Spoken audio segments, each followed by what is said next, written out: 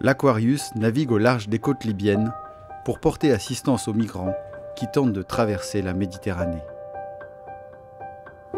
À son bord, des équipes de sauveteurs bénévoles venus des quatre coins de l'Europe se relaient depuis 2016.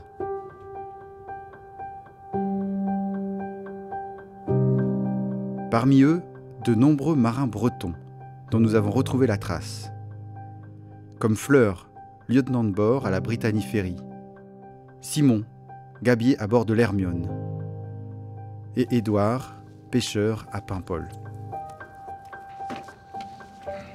C'est des images que j'ai vues à la télé. J'ai vu un bateau en bois se retourner complètement, chavirer. Il y a eu plusieurs dizaines de morts et je me suis dit, waouh, c'est complètement ahurissant, quoi. Pourquoi on les aide pas, quoi. Pourquoi ils sont là et on les filme et on les aide pas. Et j'étais assez retourné à l'époque et j'ai entendu dans la foulée qu'il y avait des opérations qui étaient en train de se monter pour aller leur porter secours. Et je me suis dit, si je peux en être, go, quoi. Quand en plus t'es marin avec une des valeurs centrales qui est la solidarité, et qu'il y a des gens qui se noient, et qui se noient en ce moment, là même en ce moment on se parle, et ben voilà, on y va, quoi. Moi, en ce moment-là, en fait, j'étais en train de préparer une formation à la gestion de crise. J'ai un ami qui travaille pour SOS Méditerranée et il m'a dit ça vaudrait peut-être le coup que tu viennes voir par toi-même parce qu'il en est à bord de l'Aquarius. Et du coup, j'ai réfléchi quand même parce que je savais que ça allait être un peu lourd, émotionnellement. J'ai fini par me dire que ça m'intéressait. Du coup, voilà, je suis partie comme ça. Embarqués pour 6 semaines, les marins sauveteurs de l'Aquarius commencent par quelques jours de formation, puis c'est l'attente, en limite des eaux territoriales libyennes. En face, des migrants venus d'un peu partout en Afrique entament la traversée de tous les dangers. Premier sauvetage, je me souviens surtout de l'impression que j'ai eue en fait quand j'ai vu le radeau à l'horizon, quoi. C'était assez surnaturel, quoi. Parce qu'on voyait pas la terre, on était vraiment au milieu de nulle part, et puis tout d'un coup t'as un tout petit truc qui apparaît à l'horizon, tu vois un boudin qui dépasse de l'eau, et puis c'est bondé, quoi. Tu te dis mais c'est complètement absurde, quoi. Je sais pas, quoi, c'est comme si tu montais à 6 sur un matelas pneumatique de plage et que tu partais au large. Donc là c'est un peu cette impression mais fois 1000, quoi. Vraiment l'impression qu'il y a quelque chose de pas normal qui se déroule, insensé, quoi. En fait, tu vois le bateau quand il est au loin, là, tout seul, tu vois. Ils sont vraiment... Et là, on a vraiment l'image de bateaux abandonnés en mer, quoi. Et quand on dit, oui, c'est des gens qui tentent de traverser la Méditerranée, c'est les rendre responsables un peu de leur propre sort, en fait. Non, jamais ils se seraient mis dans une situation pareille par eux-mêmes.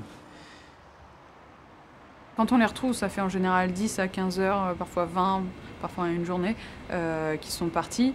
C'est des pneumatiques qui n'ont aucune chance de couvrir les 350 000 qui les séparent de la Sicile. S'il n'y avait pas l'Aquarius, c'est sûr, ils couleraient dans la Méditerranée.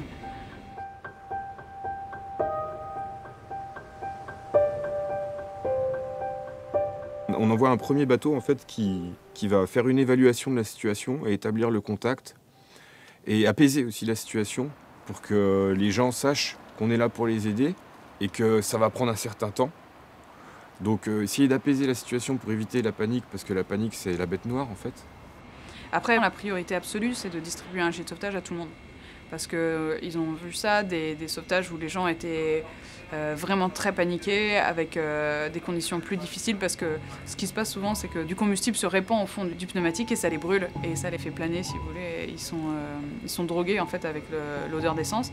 Et là, par contre, ça déclenche vraiment des comportements complètement irrationnels, et des gens qui savent pas nager peuvent se retrouver à sauter à l'eau et se noyer à 5 mètres des sauveteurs.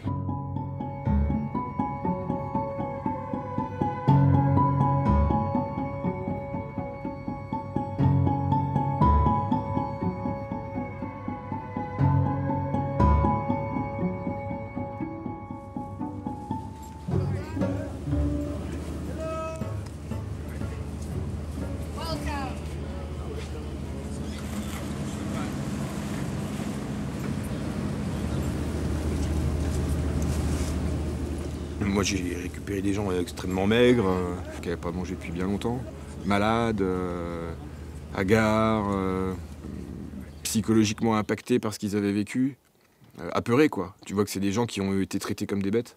Tu n'établis pas le contact en une seconde avec ces gens-là. Ça met du temps. Il faut vraiment garder une distance respectueuse parce qu'ils sont extrêmement sensibles, quoi. Ils ont besoin de sentir qu'ils sont en confiance et tout. Et là, bon, le contact se crée, mais ça déjà, c'est bouleversant de voir quelqu'un qui a été privé de son humanité. C'est pas quelque chose d'agréable, quoi. Et puis après, bon, du coup, quand le sauvetage est terminé, bah, on peut souffler un peu, quoi. Puis vraiment, on a le temps de regarder les gens, d'aller un peu vers eux, voir, bon, juste un sourire, ça va. On essaie d'échanger des mots, quoi. J'avais un besoin de savoir aussi pourquoi ça arrivait, quoi. Ce qui les avait amenés dans cette situation-là, quoi. Après, c'est compliqué parce que moi, j'avoue que je me suis assez protégée vis-à-vis d'eux. Donc j'ai échangé un petit peu, mais je voulais pas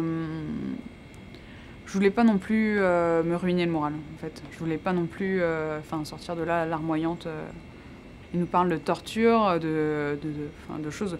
Donc on les écoute et on voit bien les marques, hein, elles sont là. Mais est-ce qu'on peut comprendre? Non, je pense pas. Il y a tous ceux qui parlent pas, mais rien qu'en les observant, bah, on comprend, quoi. Ils sont éteints. Ils sont complètement renfermés sur eux-mêmes. On leur a tout pris, ils ont été violentés, violés. Voilà. C'est les gens, même juste pour dire ça va, tu peux mettre une main sur l'épaule, on sent le malaise, quoi.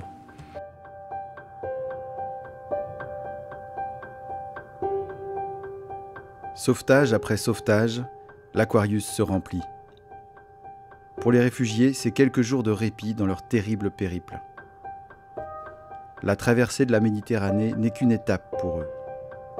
Remis aux autorités italiennes, d'autres épreuves les attendent.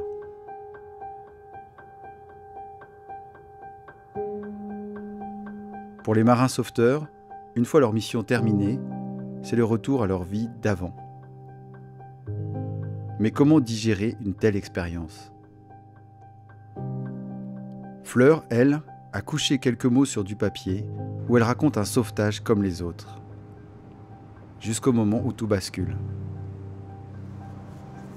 Ils sont si nombreux, des centaines de vies sur quelques mètres carrés précaires. Pour vous, tout va bien. Rien dans votre cœur, rien dans votre tête. Vous êtes fiers de votre solidité, de votre constance. Jusqu'à ce que votre regard tombe sur l'un d'eux. Ça aurait pu être n'importe quoi, c'est une barbe de quelques jours. Ses poils blancs sur un visage bronzé, et soudain ce n'est plus un anonyme perdu au milieu des autres. C'est votre père en vacances. Cette barbe, c'est celle qu'il laisse pousser quand il n'a plus besoin de paraître professionnel. Cette peau et son bronzage, c'est toute la beauté de la Bretagne au mois d'août. C'est à ce moment que vous commencez à tomber.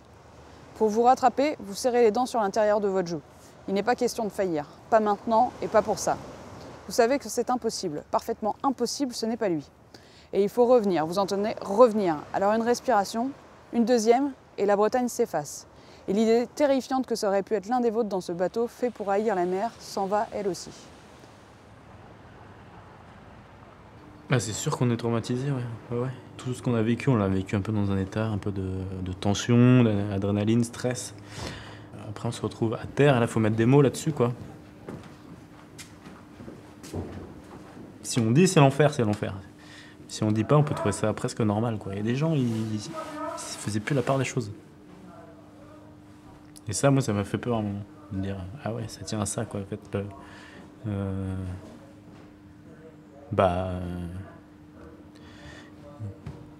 si on dit pas ça, c'est à bannir.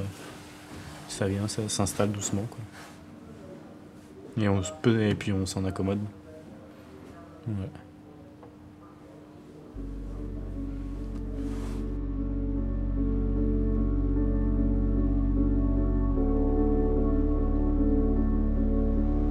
Mettre les mots et trouver à qui les dire.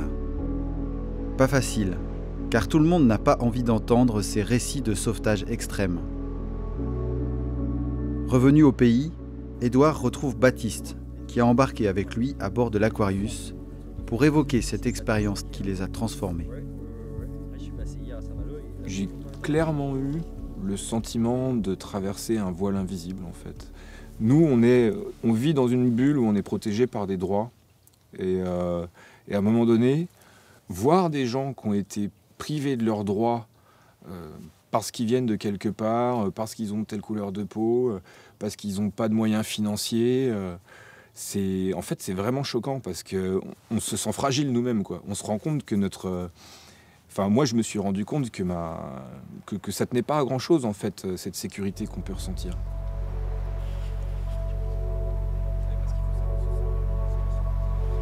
Peu de temps après, Édouard et Baptiste ont réembarqué pour une nouvelle mission avec SOS Méditerranée. Simon, lui, y retournera peut-être. Fleur, de son côté, a décidé pour le moment de refermer cette parenthèse.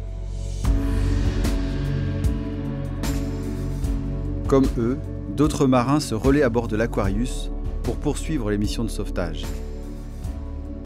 Bénévoles et issus de la société civile, ils sont là car des hommes, des femmes et des enfants continuent jour après jour de traverser la Méditerranée au péril de leur vie.